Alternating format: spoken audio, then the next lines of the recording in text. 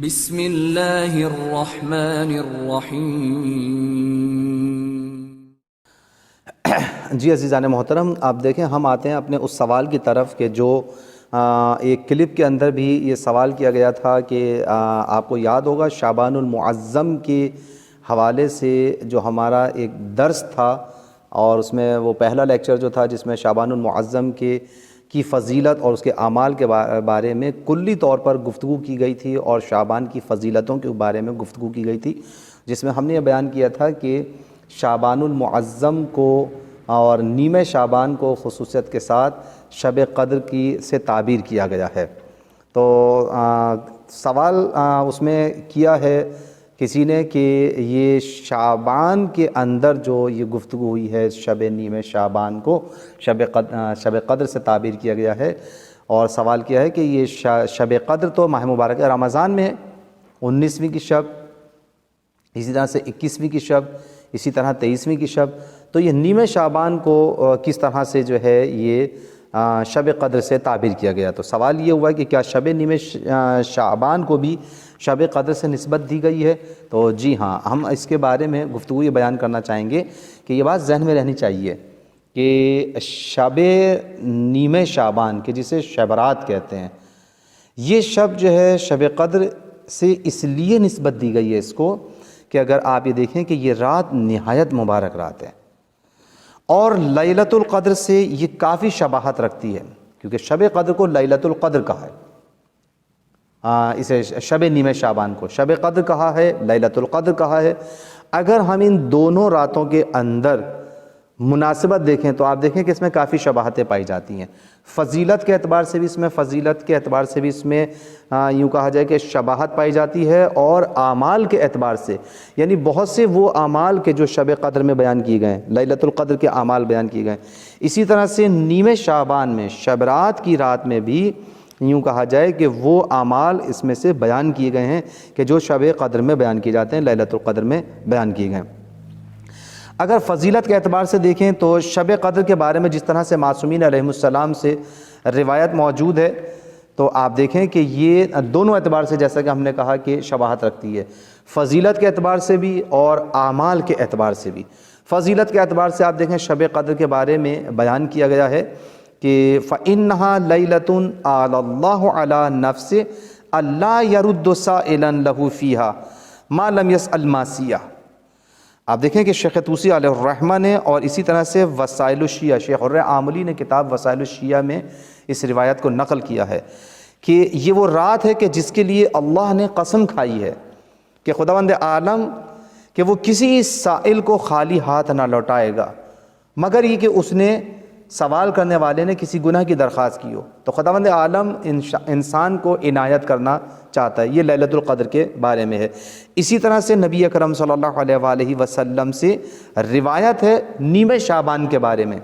توجہ کیجیے گا کہ دونوں کے درمیان کیا مناسبت پائی جاتی ہے، ادھر نیمِ شعبان اور ادھر شب قدر، دونوں کے درمیان ہم نے کیوں کہا ہے کہ نیمِ شعبان جو ہے وہ شب رات جو ہے وہ شب قدر کی طرح ہے، دونوں کے درمیان نسبت دیکھیں۔ شب قدر کے بارے میں بھی کہا ہے کہ پروردگار عالم اس میں لوگوں کو بخش دیتا ہے اور خداوند عالم ان کو عنایت کرتا ہے مگر یہ کہ کوئی گناہ کی درخواست کرے۔ اسی طرح سے نبی اکرم صلی اللہ علیہ وآلہ وسلم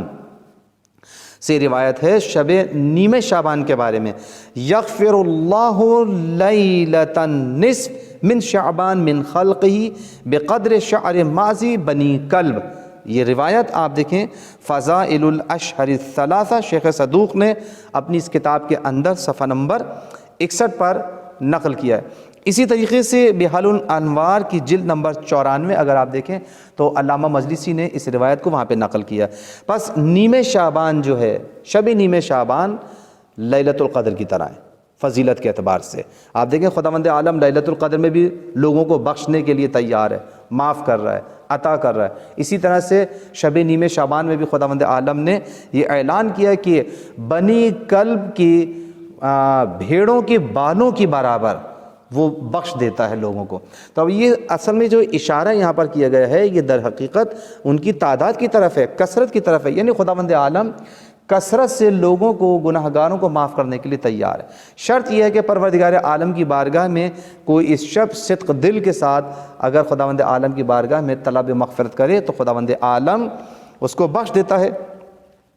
اسی طریقے سے عزیزان محترم، اعمال کے اعتبار سے اگر ہم دیکھیں تو یہ شب لیلۃ القدر سے کافی شباہت رکھتی ہے،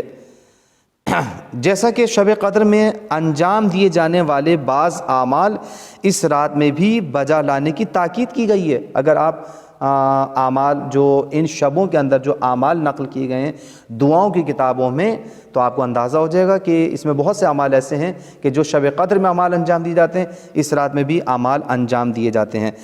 اب دیکھیں، امام جعفر صادق علیہ السلام نے اپنے کلام نورانی میں جو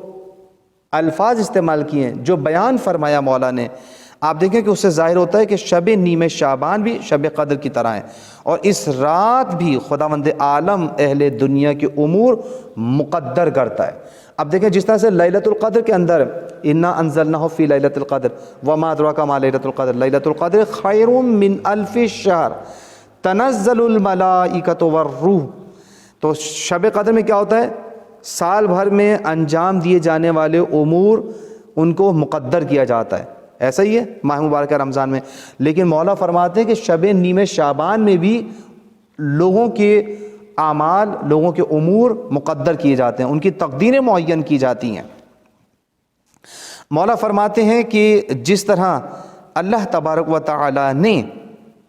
نبی اکرم کو شب قدر مرحمت فرمائی، اسی طرح ہم اہل بیت کو نیم شعبان عطا کی ہے۔ آپ دیکھیں، یہ واضح روایت موجود ہے شب نیم شعبان کی فضیلت کے بارے میں۔ حضرت امام محمد باقر علیہ السلام نے بھی اسی طرح سے ارشاد فرمایا ہے۔ مولا فرماتے ہیں، توجہ کیجیے گا اس روایت کے اوپر، مولا فرماتے ہیں کہ